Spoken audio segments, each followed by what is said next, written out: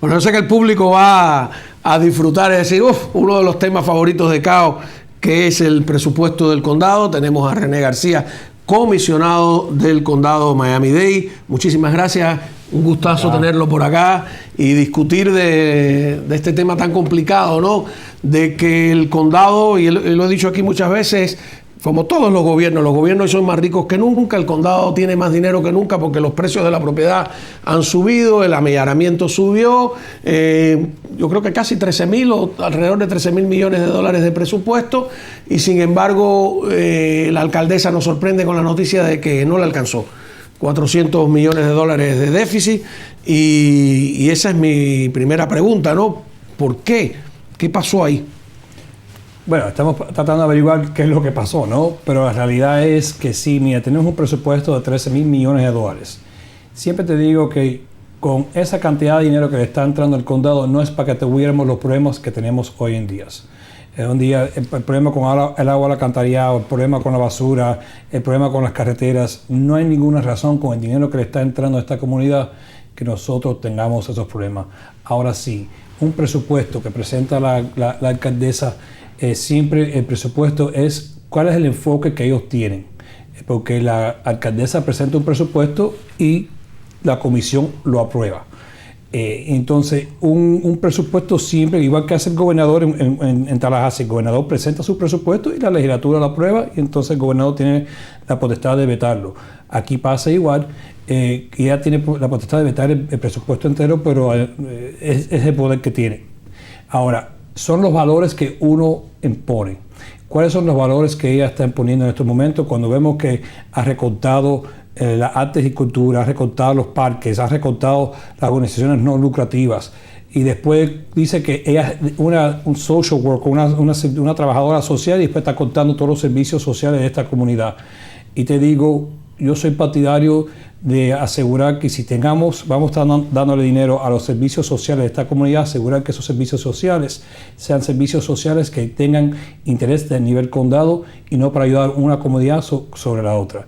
Ahora, cuando vemos el déficit que tenemos en estos momentos, ella sale con un presupuesto, con un déficit, diciendo tenemos un déficit de 410 millones de dólares. Te digo, y ahora encuentran el dinero. Yo no entiendo cómo hacen los presupuestos, cómo están haciendo el presupuesto, porque, claro, te digo, desde que yo salí comisionado del condado de Miami-Dade County, sabíamos que en 4 años íbamos a tener estos problemas. ¿Por qué no se guardó dinero? ¿Por qué no se hizo un presupuesto a largo plazo en vez de hacer un presupuesto año por año, sabiendo que el año número 4, que estamos ahora, el número año 5, íbamos a tener los déficits que tenemos?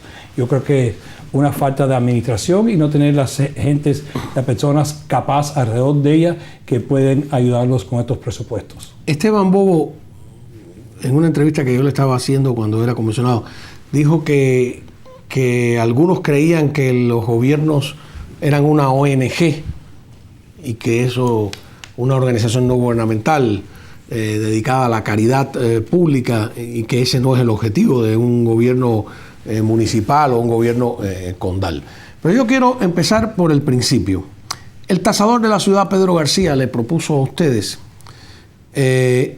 cuando entró tanta cantidad de dinero, porque subieron los precios de la propiedad de una manera rápida y astronómica, que era el momento de rebajar. Él propuso un 3% del impuesto a la propiedad. ¿Por qué un 3%? Porque eso es el tope que la ley permite, ¿verdad?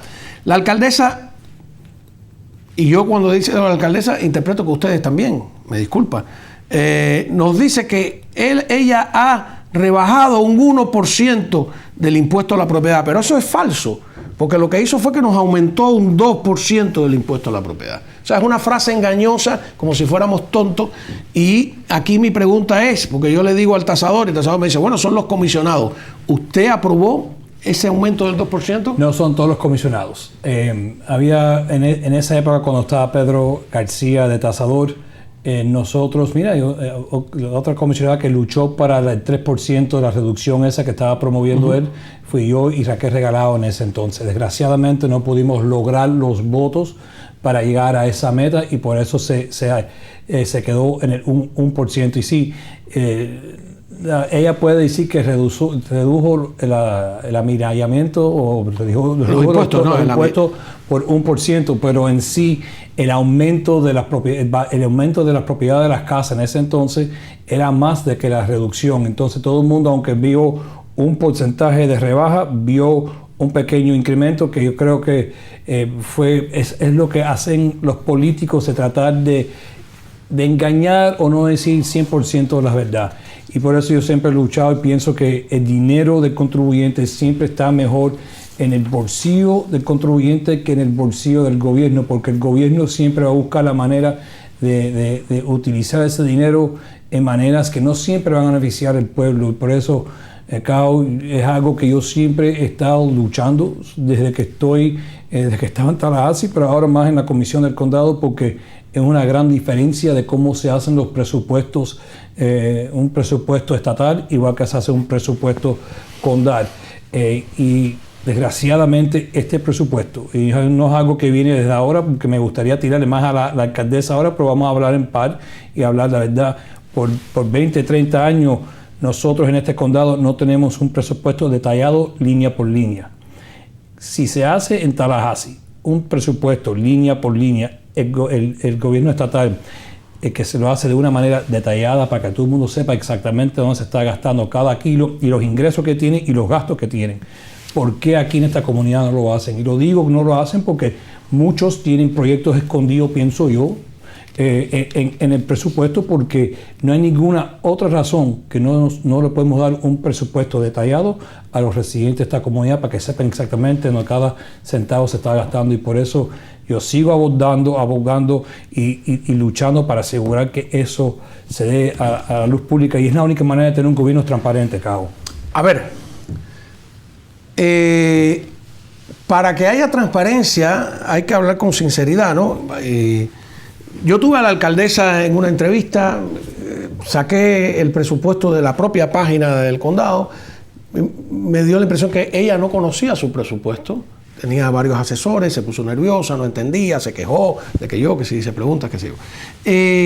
Pero hay preguntas concretas, por ejemplo, ¿cuánto gana un comisionado? ¿Cuál es el salario oficial? El salario oficial de un comisionado son $6,000 al año. Por eso eso es solamente el salario. No se habla de los otros beneficios que en la totalidad son como $70,000 en total. Ahora hablamos. Tienen un dinero de gastos, no sé cómo se llama técnicamente, que ya va por más de $50,000.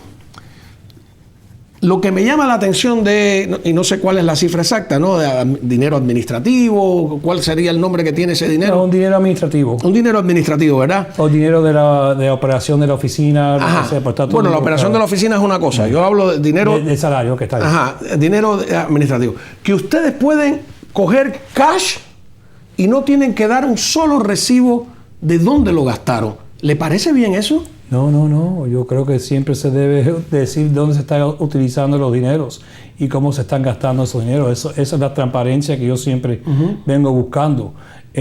Cuando la oficina mía tiene cualquier gasto, ese gasto tiene un recibo amarrado a ese gasto. Cuando se habla si estás hablando de los 50, 75, $70,000 más o menos que le entra, que viene un comisionado como parte de su beneficio o salario, que te digo otra vez, cuando se propuso esta subida hace unos cuantos años atrás, yo voté en contra de esa subida también. Recibo el beneficio, pero voté en contra de esa subida porque no pensaba que era tiempo para nosotros incrementar nuestro propio salario. A mí no me gusta eso. Pero en sí ese dinero es parte de lo que se llama los gastos administrativos de la oficina, que es parte del salario. Eso no hay que enseñar.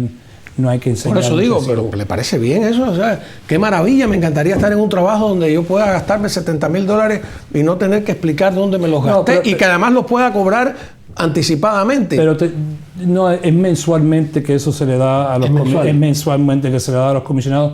Te repito, es como parte de un salario que se le llama, porque aquí para cambiar el salario de los comisionados es a través de la Carta Constitucional y tienen que ir a una votación. Pero sí se puede incrementar los salarios y lo hacen no solamente el condado de Miami-Dade, lo hacen muchas jurisdicciones a través del Estado y del país. Sí, bueno, hacen muchas cosas. En la ciudad del Doral te podías retirar con una pensión mayor que el salario que habías tenido durante... y además a una edad, con solo 9 años de trabajo, no tenías que esperar como nosotros a los 62 o a los 67, etcétera. Esa idea de que tú como legislador puedas votar por tu propio salario, no es un... Por eso voté en contra. Yo te digo, por eso yo voté en contra. Yo pienso que eso siempre... Mira, yo digo que los oficiales electos deben ser pagados de una manera normal para tratar de atraer mejores oficiales electos, políticos. Desgraciadamente lo que pasa a las personas buenas que van a dejar su trabajo para entrar al servicio público. Ese es el balance, pero desgraciadamente cuando hay algunas jurisdicciones que le pagan a los oficiales electos un salario profesional, pero no pueden tener empleo fuera de eso. Uh-huh. Y ese es el balance que uno tiene que llevar y el equilibrio que uno debe tener cuando hablamos de los salarios de los oficiales electos. Usted habló de Tallahassee y vamos a entrar en el tema del impuesto a la propiedad. La verdad es que el mayor golpe a la propiedad lo da la Junta Escolar. Cuando yo, en nombre de la educación, etcétera, a veces me parece un poco chantaje moral, no estás a favor de la educación, eres un malvado, qué sé yo, etcétera, ¿no? Pero cada vez que entro a ese tema me dicen, bueno, pero eso es Tallahassee quien lo controla, no es el condado. Y aquí voy a preguntas concretas. ¿Por qué una persona que tiene 2 hijos en edad universitaria tiene que seguir pagando la escuela primaria y secundaria y a lo mejor no tiene dinero para pagarle a su hijo la universidad? Y eso es un tema que estamos abordando también por un tiempo. El gobernador ahora, cuando presentó este año la pelea grande que hubo en Tallahassee entre los impuestos de la propiedad, eliminar los impuestos de la propiedad o eliminar los impuestos a las ventas, esa fue la gran polémica, cuál es la mejor opción. Y cuando hablamos de la propiedad, los impuestos de la propiedad, eso es algo que yo creo que es más impactante para los residentes de esta comunidad, igual que son los impuestos de la Junta Escolar. Sí, cuando esa conversación de eliminar los impuestos de la Junta Escolar, yo digo a aquellas personas que ya han criado sus familias, que tienen sus hijos ya en la universidad o que son abuelos que ni siquiera sus nietos van a la escuela. No debiéramos de seguir cobrándole ese impuesto a las personas estas mayores. O por lo menos en la misma cantidad. Vamos a suponer que tú digas, bueno, puedan congelarlo y saber la cantidad que van a pagar de ahí hacia adelante. Aunque mira, Cao, yo honestamente pienso que cuando soy partidario de aquellas personas que han vivido en una casa por 25, vamos a decir, el número 25 años hacia adelante, son retirados, ya esas personas han invertido en esa comunidad, son miembros de esa comunidad. ¿Y por qué cuando llega el tiempo de jubilación, por qué lo están forzando a vender esa casa? Porque no pueden más con los impuestos, porque tienen un ingreso fijo. Es impuesto, es seguro, sí, es agua. Agua, es el impuesto de la propiedad, lo más grande en estos momentos. Si podemos hablar del agua y de la basura, no estoy tratando. No, me encanta el agua y la basura. No quiero esquivarme de eso, pero los impuestos más grandes que uno paga en estos momentos es el impuesto de la propiedad y los seguros. Y eso está acabando y está apresionando a muchas de estas familias. ¿No debería Tallahassee liberar el mercado de los seguros? O sea, el mercado está restringido a quienes autoriza Tallahassee. Eso hace que sean... Yo sé que hay compañías que no quieren participar en la Florida por todo lo que ha pasado con los huracanes, pero también Tallahassee dice tú sí, tú no, aquel... En estos momentos la ley dice que si uno tiene mandatos de OK, se puede cubrir, no se puede cubrir. Ahora, algo que yo siempre he planteado y espero algunas veces algunas buenas ideas se demoran mucho tiempo en darse a dar. Yo no entiendo, cuando uno saca seguro de la propiedad, no es para protegerte a ti ni para proteger para proteger a la aseguradora. Es para proteger la inversión del banco. Al banco, claro. Esa es la única razón que nosotros estamos, es un mandato para proteger la inversión del banco. Ahora, yo siempre digo esto, el valor de la tierra tiene un valor. Ese valor, con casa o sin casa, siempre va a estar ahí. ¿Por qué estamos forzando a los propietarios de asegurar no solamente el valor de la tierra, pero también el valor de la propiedad entera? Si estamos ahí para asegurar la hipoteca que está ahí, ¿por qué no le da la opción a los residentes, como pues republicanos que somos, que queremos que las personas tengan sus opciones y que el gobierno no esté dando mandatos a ellos? ¿Por qué no le damos la opción a ese residente de cubrir solamente la hipoteca que le pertenece al banco y un poco más lo que quiera? Pero ¿por qué me están forzando a cubrir la hipoteca y el valor de la propiedad completa? Eso es lo que está subiendo los costos seguros. Dar a las personas las opciones de cubrir menos, y ellos van a estar al riesgo si algo le pasa a la casa, pero ese es el riesgo que uno puede tomar. Y hoy se votó sobre el presupuesto de la basura. Creo que nos aumentaron un 1%. ¿Y cómo votó usted? ¿Cómo tú crees? No tengo idea. Bueno, si no preguntara. No, si lo supiera, no preguntara. Voté en contra y fue un voto bien fácil, Cao. Mira, el 1% el dinero que iba a generar el 1% son, vamos a hablar en números generales, ¿no? $2 millones. ¿Tú sabes cuántas plazas abiertas hay en el condado en estos momentos en el departamento de basura? No. El total de las plazas abiertas son como 200 y pico, 700. El total de las plazas abiertas son $8 millones. $8 millones. Plazas que se podrían eliminar. Plazas abiertas que no hay una persona trabajando en esa plaza. Pero digo, se podrían eliminar entonces. Se podrían eliminar y no va a afectar. Y seguía el servicio, ¿no? Sí, bueno, yo descubrí en el condado, yo he investigado el condado a lo largo de muchos años, cosas curiosas, ¿sabes? Hay un departamento de reubicación. O sea, usted como comisionado tiene un staff, que puede ser 5, 6, 7, 8 personas, como usted quiera, ¿no? Distribuir ese dinero. Si usted se retira a los 8 años, porque ya no se permite que sigan ahí solo a 8 años, ese staff se va a su casa, porque no es parte de... bueno, pues yo veo que cogen y entonces viene el departamento de reubicación y te ubica en el departamento de agua. No, pero tú hacías otro trabajo distinto para el comisionado, ¿cómo que...? Y claro, así no hay modo. Él sigue y sigue y sigue. ¿Cuántos empleados ya van por más de 30,000 empleados? Sí, pero lo que pasa, Cao, es que en estos momentos ahora, cuando la alcaldesa empieza a reducir el impuesto, está diciendo, estamos consolidando departamentos, pero en la consolidación esa no se está votando nadie, están votando una persona de un apartamento a otro apartamento. Claro, por eso digo. No quiere decir que no hay ningún ahorro financiero al presupuesto. Exacto. Por eso, cuando nosotros empezamos a ver los números la oficina mía con Irada, que es tremendamente de contadora, nosotros dimos cuenta que había unas cuantas posiciones, cientos de posiciones abiertas en el departamento de basura.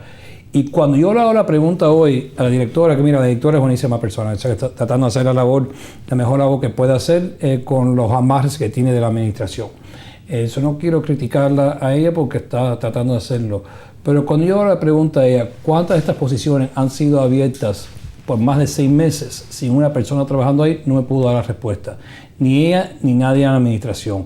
Que eso no es una manera de hacer un presupuesto. Uno tiene que saber cuántas plazas tiene abiertas y qué tiempo de duración, qué tiempo han estado abiertas. Porque si hay una plaza abierta y uno le está dando dinero a esa plaza, o lo tiene en el presupuesto y no hay nadie ahí, yo mejor elimino esa plaza porque obviamente el servicio se está manteniendo, no hay que hacer recortes en servicios y puedes ahorrarte ese dinero y ahorrar el dinero al contribuyente y utilizar ese dinero, porque sí te digo, en parte sí, el departamento de basura sí le hace falta más dinero por la inflación, le hace falta más dinero, no se ha mantenido al par con la inflación durante los últimos 20 años porque las comisiones antiguas no hicieron lo que tenían que hacer y ser honestos con el pueblo. Ahora, con esos aumentos de inflación que ha tenido el Departamento de Basura, también ha incrementado el personal. Yo te digo a ti, elimina ese personal que no tiene una plaza abierta y hay que encontrar los $2 millones en vez de ir al contribuyente y pedirle más dinero al contribuyente. Este condado ha crecido de una manera impresionante desde que la alcaldesa ha sido alcalde en los últimos 4 años. Yo creo que es tiempo. El gobierno tiene dos maneras de funcionar. Tiene la manera de aumentar los impuestos o recortar. Y yo siempre voy a estar del lado de recortar y buscar los recortes que van a beneficiar al contribuyente, porque es muy fácil siempre ir al contribuyente y pedirle más. Tú y yo, cuando tenemos problemas en nuestra casa con las financieras, nosotros no tenemos a quién quererle, no tenemos a quién pedirle. Nosotros tenemos que hacer nuestra parte. ¿Y por qué el gobierno tiene que siempre ir a hacer la parte más fácil y si vamos al contribuyente a pedirle más? Yo no tengo yo sí le puedo ir al contribuyente y pedirle más cuando el gobierno condal sea un gobierno que está trabajando transparente y sabemos que las plazas que estén abiertas, que no estamos utilizando el dinero de una manera errónea y que estamos utilizando el personal que tenga que utilizarse en los lugares que tengan que ser. 2 cosas de la basura. Hace unos 15 años, cuando empezó el sistema del latón que lo alza solo, yo hice un trabajo investigativo. El condado había comprado equivocado todos los tanques de basura. No eran los que servían. Se lo callaron, lo escondieron y a mí algunos trabajadores me dijeron había un lote gigantesco. Entonces, claro, para sustituir eso, subieron el precio del latón de basura. En aquel momento costaba 60. Yo creo que si pides ahora un latón plástico, eso ya creo que está como en 100 pesos, en dólares, no pesos. Esa es una cosa. Segundo, parece que es una estafa lo del reciclaje.